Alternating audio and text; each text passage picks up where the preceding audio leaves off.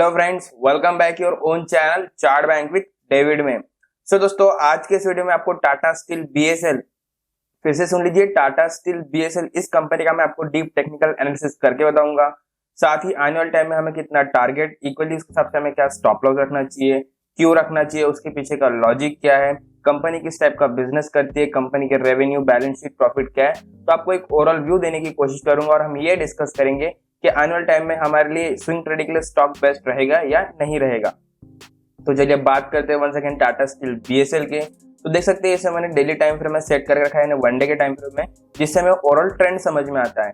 तो सबसे पहले दोस्तों हम प्रेजेंट टाइम का ट्रेंड देखते हैं, ओवरऑल ट्रेंड देखते हैं लास्ट 1 ईयर का कि एक्चुअल में स्टॉक का ट्रेंड कैसे चल रहा है। तो यहाँ देख सकते हैं दोस्तों, मार्च का मैंने निकाल रखा है, मार्च 20 से लेकर मार्च 21, यहाँ देख सकते हैं लास्ट 1 ईयर का, होल 1 ईयर का यहाँ ट्रेंड आपको दिख रहा है। तो यहाँ मैं आपको ट्रेंड दिखाने की कोशिश करता हूँ दोस्तों ट्रेड लाइन के थ्रू।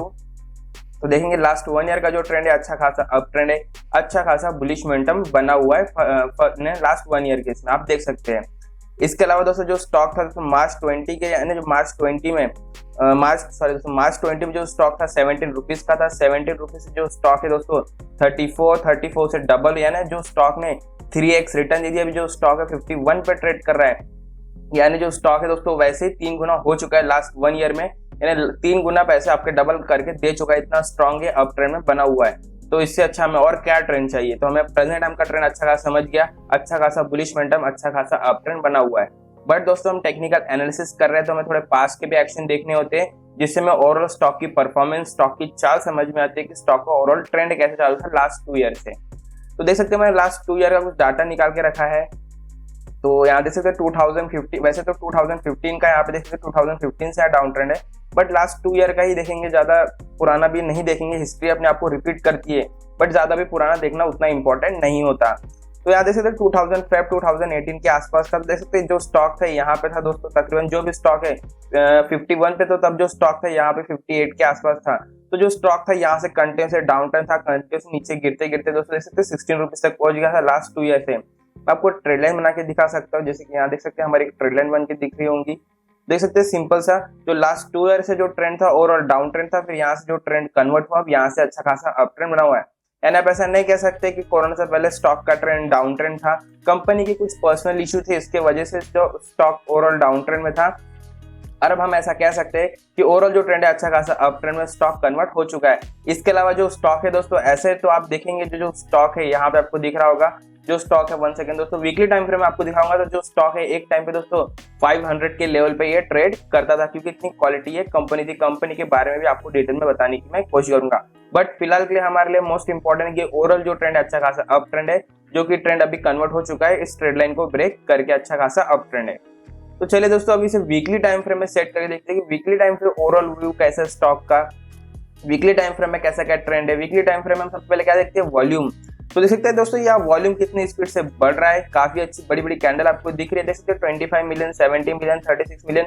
तो वॉल्यूम का ही सबसे बेस्ट इंडिकेशन होता है, सबसे बेस्ट इंडिकेटर है मेरे लिए वॉल्यूम ही, कि वॉल्यूम से हमें समझ में आता है लोग फ्रेश बाइंग कर रहे हैं, वॉल्यूम बढ़ रहा है, मींस स्टॉक यहाँ से ऊपर जाने वाला, डिमांड बढ़ रही है। सिंपल सा देख सकते हैं यहाँ से वॉल्यूम बढ़ना स्टार्ट हुआ, यहाँ से स्टॉक भी बढ़ना स्टार्ट हुआ है, लोगों ने यहाँ बाय करना स्टार्ट किया, यहाँ स्टॉक बढ़ना स्टार्ट हुआ, यानी अप ट्रेंड यहाँ पे अच्छा खासा कन्वर्ट हुआ। इसके अलावा यहाँ डाउन ट्रेंड में था, यहाँ पे किसी ने बाय नहीं किया, तो यहाँ वॉल्यूम आपको नहीं दिखेगा। इसके अलावा आप देख सकते हैं यहाँ पे भी जो स्टॉक था यानी 2016 2017 की बात कर ले, मैं जस्ट आपको वॉल्यूम शो कर रहा हूँ। देख सकते हैं जो स्टॉक था यहाँ भी अच्छा खासा अप ट्रेंड था, इवन अच्छे खासा बुलिश मतलब सीधी लाइन दिख रही है, बट यहाँ पे आपको वॉल्यूम कुछ भी नहीं दिख रहा होगा। तो देख सकते हैं ये होता है वॉल्यूम का, ये परफेक्ट अप ट्रेंड है, क्योंकि यहाँ उतनी बाइंग भी हो रही है और स्टॉक अच्छा खासा ऊपर जा रहा है। ये फेक बाइंग थी, क्योंकि देख सकते हैं यहाँ एकदम से ऊपर और यहाँ जो एकदम से स्टॉक नीचे आ गया, ये फेक बाइंग थी, क्योंकि यहाँ वॉल्यूम था ही नहीं, गिनी चुने लोगों ने यहाँ बाय किया। यहाँ प्रॉपरली सभी लोग बाय कर रहे हैं, यहाँ डिमांड बढ़ रहा है और वॉल्यूम का इंडिकेशन हमें यहाँ दिख रहा है। तो एक अच्छा खासा हमें इंडिकेशन, अच्छा खासा प्रोबेबिलिटी मिल जाती है।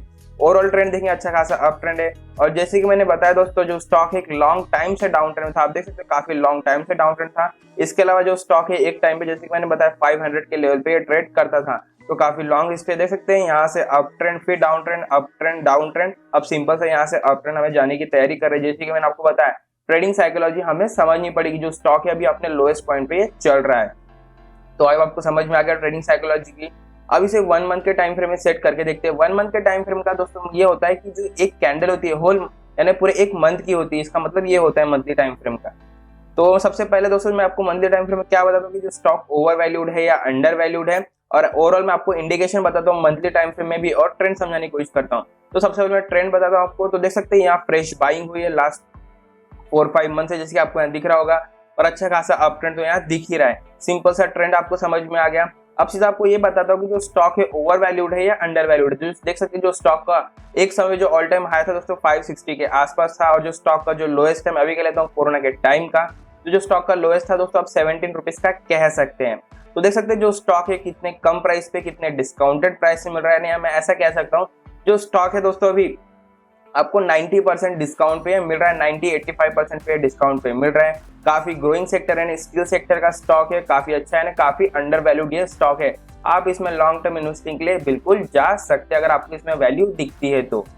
चलिए दोस्तों डे 1 के टाइम फ्रेम में फिर से चलते हैं, और मैं आपको समझाने की कोशिश करता हूँ कि चार्ट में कौन सा पैटर्न क्रिएट हो रहा है या स्टॉक ने कौन सा रेजिस्टेंस ब्रेक किया जिसकी वजह से स्टॉक मैंने आपके लिए कंसिडर किया है। तो देख सकते हैं, मुझे 1 सेकंड मुझे मौका दीजिए। देख सकते हैं दोस्तों यहाँ पे हमारी एक सिंपल सी ब्रेक ट्रेड लाइन बन रही है यहाँ पे।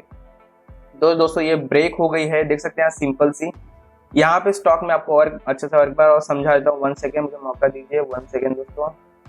यहाँ हमारा हो गया रेजिस्टेंस क्रिएट, 1 सेकंड। हाँ, तो बात करते हैं चार्ट में कौन सा पैटर्न क्रिएट हो रहा है। तो चार्ट में कोई पैटर्न क्रिएट नहीं हो रहा, सिंपल सा दोस्तों जो स्टॉक था उसने अपनी इंपॉर्टेंट जो रेजिस्टेंस था लास्ट 2 ईयर का जो रेजिस्टेंस था उसे ब्रेक कर दिया, उसे ब्रेकआउट दे दिया है। तो ये हमारे लिए अच्छे खासी इंडिकेशन बन गया, ये हमारे लिए कंसिडरेबल स्टॉक बन गया है, इसलिए स्टॉक को मैंने कंसिडर किया है। तो स्टॉक का एक इंपॉर्टेंट जो रेजिस्टेंस था दोस्तों 46 के लेवल का था। अब मैं आपको समझाने की कोशिश करता हूँ कि ये स्टॉक का 47 का रेजिस्टेंस क्या था।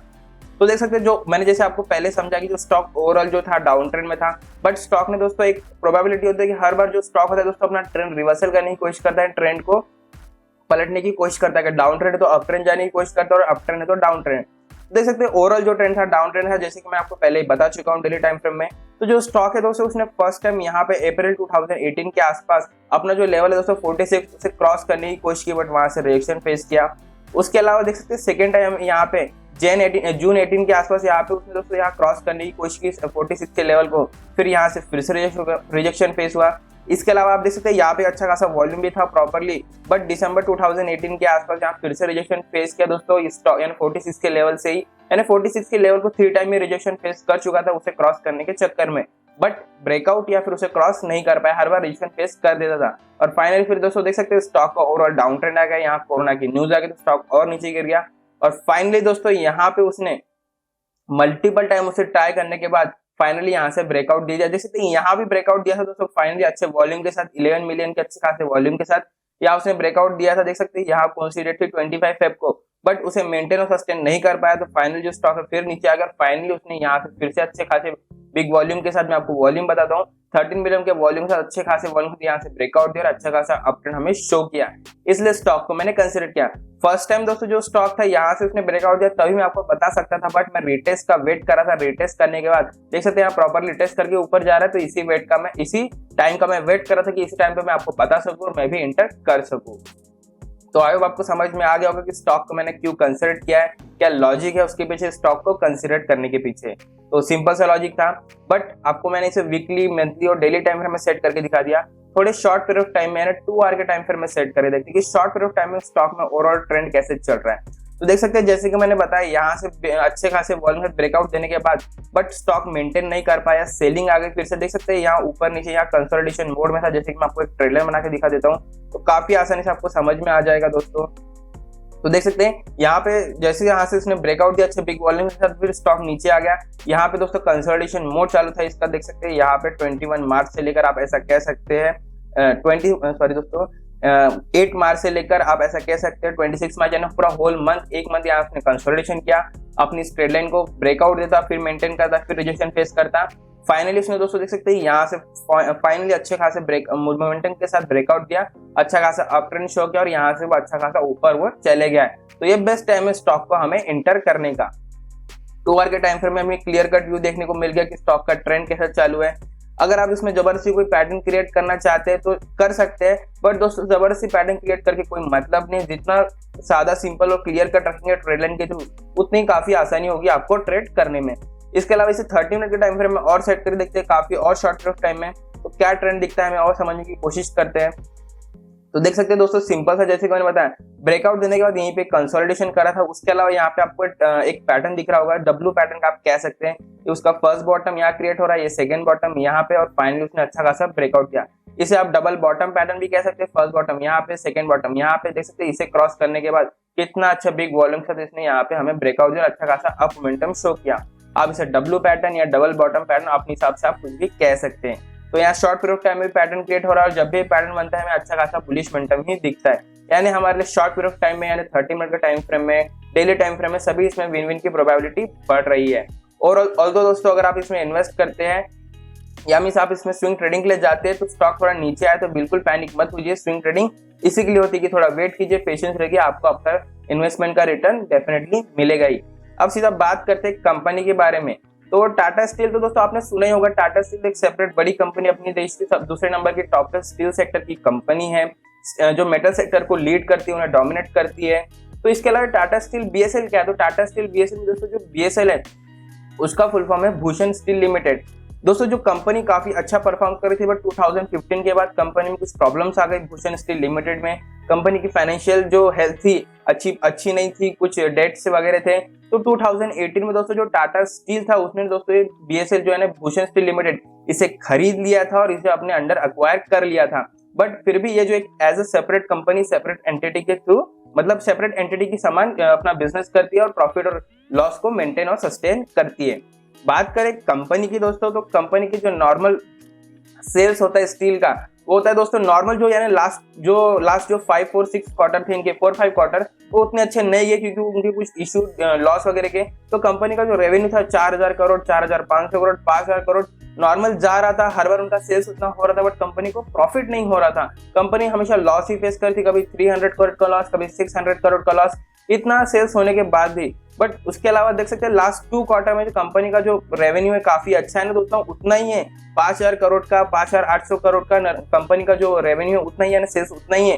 बट अभी कंपनी फाइनली प्रॉफिट में आ रही है। लास्ट जो है ना जून का जो क्वार्टर था, कंपनी को 350 या 300 करोड़ के आसपास का प्रॉफिट हुआ था, और जो लास्ट दिसंबर का क्वार्टर है उसमें कंपनी को दोस्तों हाईएस्ट सेल्स हुआ है, 5800 करोड़ के आसपास का सेल्स हुआ है। और कंपनी का जो प्रॉफिट है आप देख सकते हैं, कंपनी का जो प्रॉफिट है दोस्तों 931 करोड़ 931 करोड़ का है। जहां दोस्तों इतना ही सेल्स होने के बाद भी कंपनी लॉस में जा रही थी, और अब उतना ही सेल्स होने के बाद अभी कंपनी अच्छे खासे प्रॉफिट में जा रही है। इसलिए जो कंपनी है प्रॉफिट अच्छा कर रही है, सो वेल्थ मतलब दोस्तों वैल्यू क्रिएट करे तो स्टॉक का प्राइस तो ऊपर जाएगा ही ना उसके हिसाब से। तो ये इसलिए काफी कंसिडरेबल स्टॉक है। एज वेल कंपनी की दोस्तों, कंपनी की स्टील की बात करें तो जो सभी टाइप के पूरे प्रोडक्ट बनाती है, स्टील से रिलेटेड सभी टाइप के प्रोडक्ट बनाती है। और दोस्तों कोरोना के बाद से काफी अच्छी खासी इसमें बढ़ोतरी आई है मेटल सेक्टर में। आप देख सकते हैं मेटल, निफ्टी मेटल ने काफी अच्छा परफॉर्म किया है। जिंदाल स्टील, टाटा स्टील, जो भी मेटल से सेक्टर है, स्टील से रिलेटेड जो स्टॉक है काफी स्पीड से बूम कर रहे हैं। और आपको बता दो दोस्तों कि जो टाटा स्टील बीएसएल है दोस्तों, हमारे देश की जो टॉप 5 स्टील कंपनियों में से 5वें नंबर की स्टॉक है। टाटा यानी जो टाटा की दो जो स्टील की कंपनी है टॉप 5 के अंडर आती है। तो काफी टॉप 5 की कंपनी है, काफी कंसिडरेबल स्टॉक है, आने वाले समय काफी अच्छा रिटर्न हमें देने की ये तैयारी रखता है। और जैसे कि मैंने बताया आपको, लॉन्ग टाइम से डाउन ट्रेंड था, काफी पोटेंशियल स्टॉक है, एक टाइम पे 500 के लेवल पे ट्रेड करता था। तो विदाउट वेस्टिंग टाइम सीधा बात करते हैं कि एनुअल टाइम में हमें कितना प्रॉफिट मींस हमें कितना टारगेट रखना चाहिए, इक्वली उसके हिसाब से हमें क्या स्टॉप लॉस रखना चाहिए। उसके पहले दोस्तों मेक श्योर आपको वीडियो अच्छा लगा होगा तो वीडियो को लाइक कर दीजिए, चैनल को सब्सक्राइब कर दीजिए ताकि मुझे मोटिवेशन मिलता रहे। और एक डिस्क्लेमर दोस्तों कि ये जो स्टॉक है मैं स्विंग ट्रेडिंग में रिकमेंड कर रहा हूँ, इंट्राडे के लिए बिल्कुल रिकमेंड नहीं कर रहा हूँ। यानी राउंड फिगर में आपको 4 से 5 हफ्ते या 1.5 महीने आपको अपने इसे पोर्टफोलियो या अपने ट्रेडिंग सेशन में रखना है, तब जाके आपको अपना अच्छा खासा रिटर्न मिल सकता है। और हाँ दोस्तों, एट सिंपल सी लाइन, स्टॉक मार्केट में जो पेशेंस रखेगा उसे ही अच्छा खासा पैसा बनेगा दोस्तों, उसे ही स्टॉक मार्केट रिवॉर्ड करता है। अब बात करते हैं सीधा सीधा कि एनुअल टाइम में हमें कितना प्रॉफिट मीन्स और हमें क्या स्टॉप लॉस रखना चाहिए।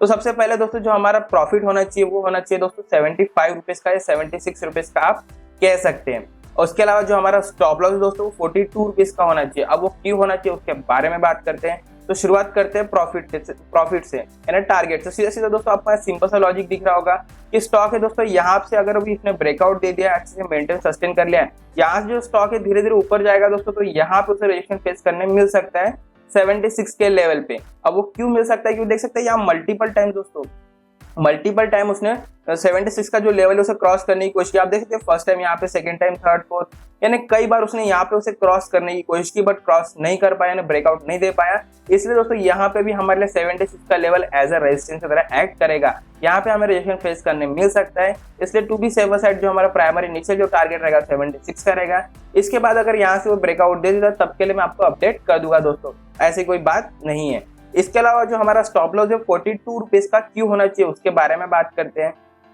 तो सिंपल दोस्तों, सबसे पहले मैं आपको प्राइस एक्शन स्ट्रेटेजी समझाने की कोशिश करता हूँ। प्राइस एक्शन स्ट्रेटेजी में क्या होता है, जो रेजिस्टेंस होता है वो सपोर्ट बन जाता है, और जो सपोर्ट होता है रेजिस्टेंस बन जाता है। जो ये रेजिस्टेंस दोस्तों यहाँ पे हमारे लिए एज अ सपोर्ट की तरह काम करना चाहिए। जैसे कि प्राइस एक्शन स्ट्रेटेजी में जो रेजिस्टेंस और सपोर्ट बन जाता है।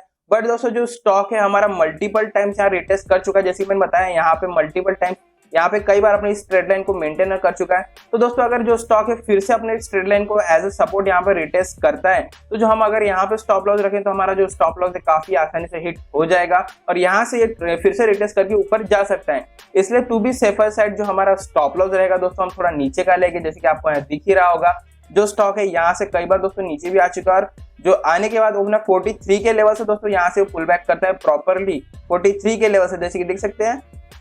मैं आपको दिखाने की कोशिश करता हूँ, फर्स्ट टाइम यहाँ पे, सेकंड टाइम यहाँ पे और थर्ड टाइम यहाँ पे, यानी 3 टाइम्स इस लेवल से नीचे आने के बाद 43 के लेवल से पुल बैक करता है। इसलिए टू बी सेफर साइड जो हमारा स्टॉप लॉस दोस्तों हम उसे 42 रुपीज का रखेंगे। आई होप आपको समझ में आ रहा होगा कि मैं उसे क्यों रखना चाहता हूँ। अगर 43 तक भी आता है तो यहाँ से पुल बैक करने के चांसेस है, तो हमारा स्टॉप लॉस हिट नहीं होगा। अगर 42 पे आता है तो समझ जाएंगे कि स्टॉक डाउन ट्रेंड में आएगा और हमारा स्टॉप लॉस काफी आसानी से हिट हो जाएगा। तो ये मैंने मोस्ट ऑफ द आपको प्रोबेबिलिटी समझाने की कोशिश की, मैं आपको फिर से रिपीट कर देता हूँ। तो जो हमारा टारगेट होगा वो होगा 76 रुपीज का, और जो हमारा स्टॉप लॉस होगा दोस्तों वो होगा 42 रुपीज का। तो मैं आशा करता हूं दोस्तों आपको काफी आसानी से समझ में आ गया होगा मैं आपको क्या बताना चाहता हूं, उसके पीछे क्या रीजन था, क्या लॉजिक था। और एज वेल जैसे कि मैंने बताया सिंपल समय कि एक ही इंडिकेटर फॉलो करता हूं, वो कि वॉल्यूम का। जैसे कि आपको यहाँ दिख रहा होगा, यहाँ वॉल्यूम भी क्रिएट हो रहा है काफी आसानी से, यहाँ वॉल्यूम क्रिएट होते दिख रहा है। तो यहाँ से लोग फ्रेश बाइंग कर रहे हैं और अच्छा खासा अप ट्रेंड को जाना है। और मैं आपको फिर बता दे रहा हूँ, जो मेटल सेक्टर है काफी स्पीड से बूम होने वाला है। मोस्ट ऑफ द जो स्टील है दोस्तों, चाइना काफी स्पीड से हमारे देश से इंपोर्ट करता है, एक्सपोर्ट करता है, तो काफी हमें अच्छा खासा प्रॉफिट होने की तैयारी, काफी अच्छा रिटर्न हमें दे सकता है ये स्टॉक। ऑल्सो मेक श्योर अगर आपको वीडियो अच्छा लगा तो वीडियो को लाइक शेयर, चैनल सब्सक्राइब जरूर कीजिए। मिलते हैं किसी नेक्स्ट वीडियो में।